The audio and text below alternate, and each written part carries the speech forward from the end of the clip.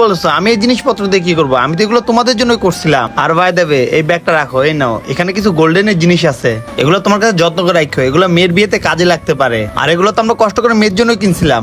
আর পারলে আমাদের মেয়ের বিয়ে ধুমধাম করে দিও, সমস্যা নাই, তুমি সবকিছু রেখে দাও, কারণ তোমার প্রতি আমার কোনো দাবি নেই। তুমি এই ডিভোর্সের জন্য 4টা বছর অনেক দৌড়াদৌড়ি করছো এবং কি অনেক টাকা পয়সা খরচ করছো, অনেক কষ্টও করছো। এই কষ্টের জন্যই তোমার এত কিছু প্রাপ্য, তাই আমার তোমার প্রতি কোনো দাবি নেই।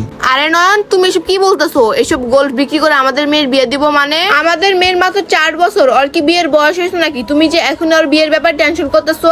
আর যাই হোক নয়ন, দেখো ওর বিয়ে নিয়ে তোমাকে এত টেনশন করতে হবে না, ওর এখনো বিয়ের বয়স হয় নাই। আর যখন ওর বিয়ের বয়স হবে তখন তুমি এসে ওকে বিয়ে দিবে, কারণ তুমি তোর বাবা, তাই না? মনি, ওর বাবা দেখে আমি ওর জন্য এতটা টেনশন করতেছি, কারণ ওর বিয়ের বয়স পর্যন্ত আমার মনে হয় অতদিন বেঁচে থাকার হবে না। কি তুমি বেঁচে থাকবো না মানে? নয়ন, তোমার মাথা মোটা কিছু ঠিক আছে নাকি? তোমার কি হয়েছে সবকিছু আমাকে খুলে বলো। সত্যি বলতে মনি, আমি ক্যান্সারে আক্রান্ত, আমি আর বেশি দিন বাঁচবো না, ডাক্তার আমাকে বলে দিয়েছে। কি ক্যান্সার? নয়ন, তুমি এসব আমাকে আগে বলো নাই কেন?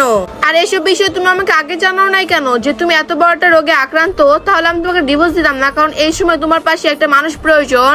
আর নয়ন, তুমি এইভাবে চুপ করে আছো কেন? তুমি বলো, তুমি এই রোগে কখন আক্রান্ত হলা? মনি, সত্যি বলতে এই বিষয়টা আমি অনেক আগের থেকে জানতাম। যখন তোমার মুখ থেকে আমি ডিভোর্সের কথা শুনছি, তখন থেকে তোমাকে আর জানানোর আমার ইচ্ছা হয় নাই। তুমি কেন আমার জন্য তোমার জীবনটা নষ্ট করবা? তুমি এক কাজ করো, তুমি তো আমাকে ডিভোর্স দিয়ে ফেলছো, এখন নতুন একজন জীবন সঙ্গীর সাথে সারা জীবন কাটানোর চেষ্টা করো। আমার জন্য তোমার লাইফটা নষ্ট করার কোনো দরকার নেই। আর ভাই দেবে, আমি মারা যাবো, তোমার তো বেঁচে থাকার অধিকার আছে, তাই না?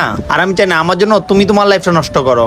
আর যাই হোক, তুমি তো আমাকে বেশি শর্ত দাও নাই, মাত্র 5 লাখ টাকা চাইছো, এছাড়া তো আর কিছুই চাইলে না তুমি আমার কাছ থেকে। আর আমি খুশি হয়ে তোমাকে সবকিছু দিছি। আর যাই হোক, আমি তোমার যেগুলো শর্ত পূরণ করতে পারবো না, ওইগুলোর জন্য আবার তুমি আমার উপর কোনো দাবি রাখো না, তাহলে কিন্তু আমি মরে গিয়েও শান্তি পাবো না। আর আমার অর্থ সম্পদ যা আছে আমি তোমার নামে আর আমার মেয়ের নামে লিখে দিয়ে যাবো, তুমি চিন্তা করো না মনি, কারণ এই